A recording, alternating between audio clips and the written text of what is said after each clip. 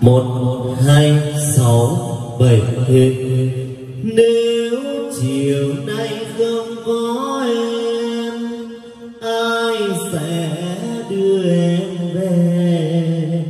Trời sắp đổ mưa ngâu, hai ta còn đứng đó, hai nói một lời. Có phải anh giận em, có phải em giận anh? Hình 6 7 1 2 4 5. Ok, xin chào mừng toàn thể quý vị các bạn đang trở lại kênh YouTube của bên em nhá. Thì ngày hôm nay thì bên em lại về tiếp tục được cho toàn thể các bác, đó là 10 con vang. 10 con vang dòng sản phẩm của Poresao nhá các bác nhá. 10 con vang dòng sản phẩm của Poresao thì các bác cũng đã biết rồi. Dòng Poresao này thì nó có rất nhiều má. Ví dụ như Poresao 900D hay là DB Acoustic D900 hay là Apollo P900 thì đều sử dụng chung một phần mềm. Và em sẽ đi giới thiệu từng chi tiết của dòng vang này. Thì ngay như video đầu tiên, ngay như bước đầu tiên, ngay như phút đầu tiên thì các bác cũng đã trải nghiệm được rồi đó. Tiếng mic rất là thoát, rất là sáng luôn. Và cái dòng vang này thì thật sự các bác, nếu mà các bác nào mà đã sử dụng rồi thì các bác cũng đã biết cái tiếng mic mộc của cái dòng này thì nó không bị cái hiện tượng là quặn bát như kiểu là dòng X5. Dòng này thì nói thật sự các bác ấy thì nó rất là hay, phù hợp cho các bác nào đi làm quán bar này, hay là karaoke này, phòng hát này, hay là các bác nào làm sự kiện này thì con này là một sự lựa chọn hoàn hảo và sáng suốt. Thì dòng này thì là dòng vang vang Poresao 900D đó. Thì dòng này được thiết kế bởi 3 đường mic, 3 đường mic đúng không ạ? Các bác nhìn cũng biết rồi ạ. 3 đường mic và có 2 đường mic. Con này chạy quá là ok luôn. Với cái dòng này thì tí nữa, một lát nữa thì em cùng các bác sẽ đi trải nghiệm về cái phần ở bên trong của cái dòng này. Thì trước mắt thì các bác cùng em sẽ đi khám phá, khám phá ở đằng sau con vang này, khám phá của dòng vang này nó chất lượng như nào. Đây thì trước mặt các bác đây thì nó là dòng vang bãi nha các bác nhá. Dòng vang bãi nhưng mà nó đẹp xuất sắc luôn này các bác nhìn này. Ấy số lượng em chỉ có 10 con thôi ạ. Số lượng em chỉ có 10 con thôi ạ. Các bác nhanh tay đặt hàng.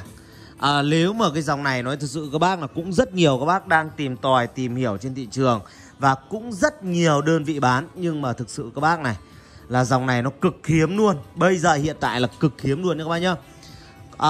Ở đằng sau của con này thì nó có 6 cổng đầu ra. 6 cổng đầu ra MR, ML, đấy, center, sub và SM, L. Dòng này thì chạy cổng quang và có cổng digital. Cổng này rất là hay này.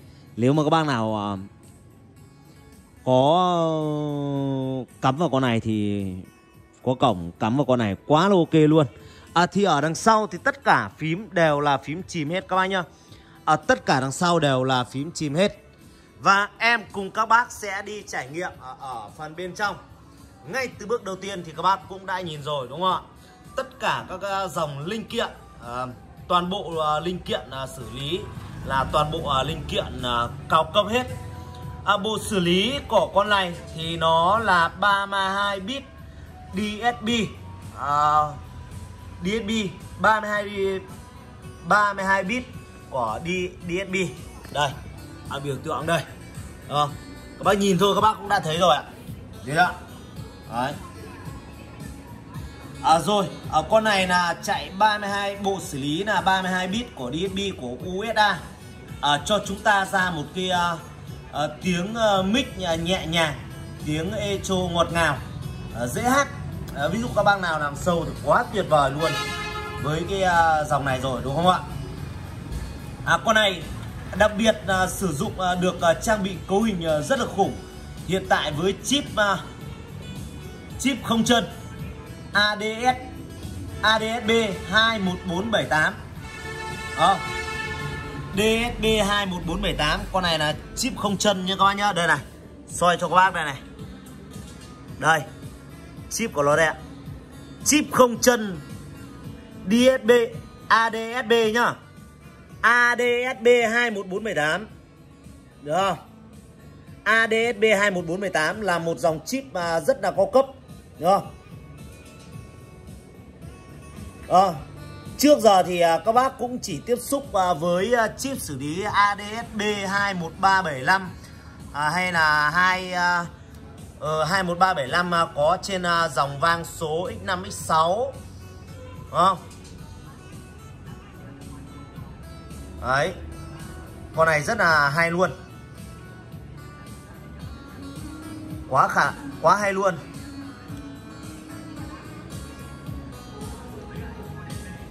Con này thì nó có khả năng là lưu 6 cấu hình thuận tiện trên PC và ngay cả khi chỉnh tay, chống hú 4 cấp độ.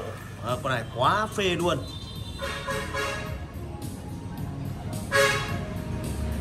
Con này thì nói thật sự các bác là nó đáp ứng cho các bác làm affect rời rất là hay. Đấy.